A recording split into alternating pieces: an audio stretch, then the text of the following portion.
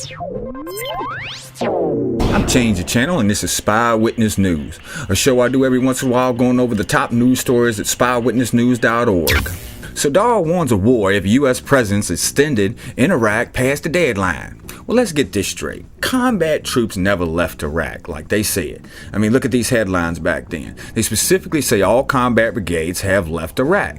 Now, this was a year ago, and it just wasn't so. I mean, look on the Army and the DoD website. It openly admits that 2 combat aviation brigades remain, as well as combat troops under a different name. This is what they do. They give a different name of something to make us think that there was some change that happened when it really didn't. I mean, yeah, they withdrew some combat brigades, but why lie about the remaining troops?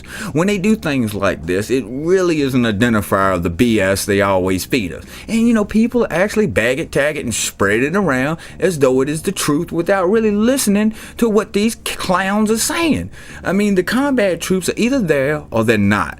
Now, on a side note, what would you do if someone came into your neighborhood and liberated you from a madman who controlled that neighborhood, but, you know, then did the same thing to you that the madman did on an upscale level, all the while saying that they'll stop and they'll leave, you know, and leave you to your freedom soon? But that day never comes.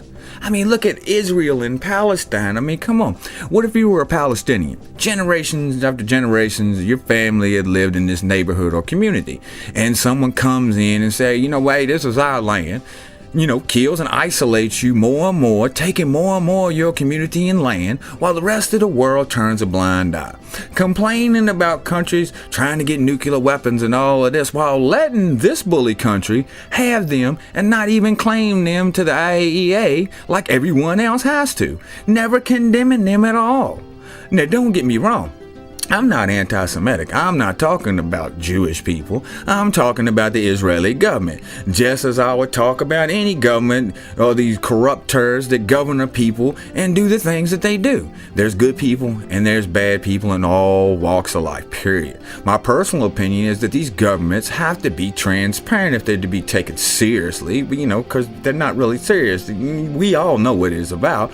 But, you know, they should be transparent. If you got nukes, you have to follow the same rules as everybody else does, or it's just a bunch of yak. And it's just going to piss people off. That's it. It's going to tick them off.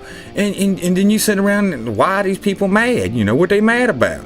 You know, if you say there's no combat troops in Iraq and you're spouting a bunch of yak, and there is, the people in Iraq are going to know it and they're going to be ticked off and react. Period. I mean, what would you do? And I say bring the troops home. That's what I say.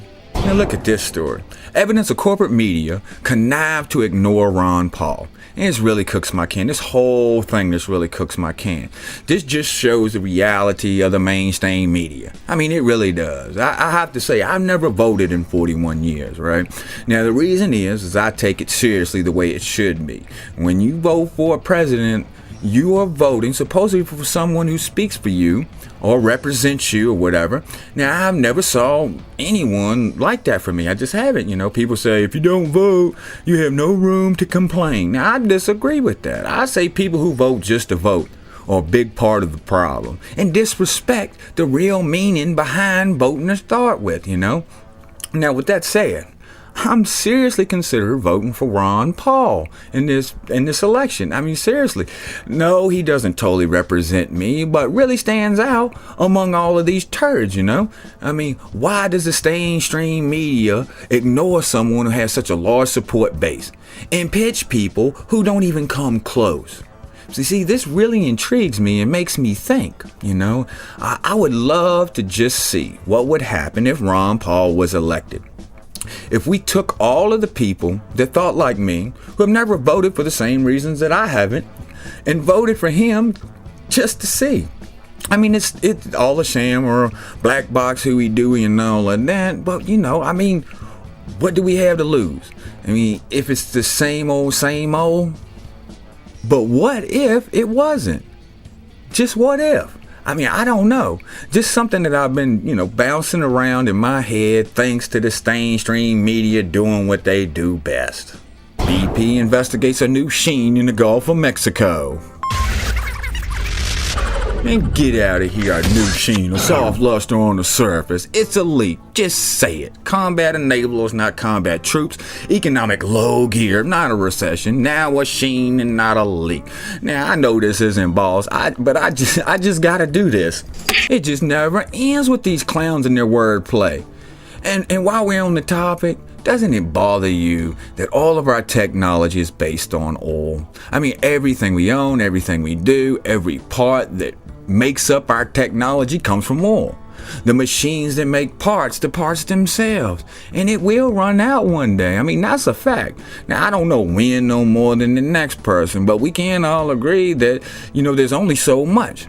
So why are we progressing these technologies with that? I mean, it just blows my mind.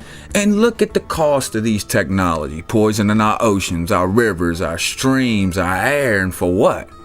To make the rich richer and the poor poorer. Why else? I mean, it can't be out of stupidity.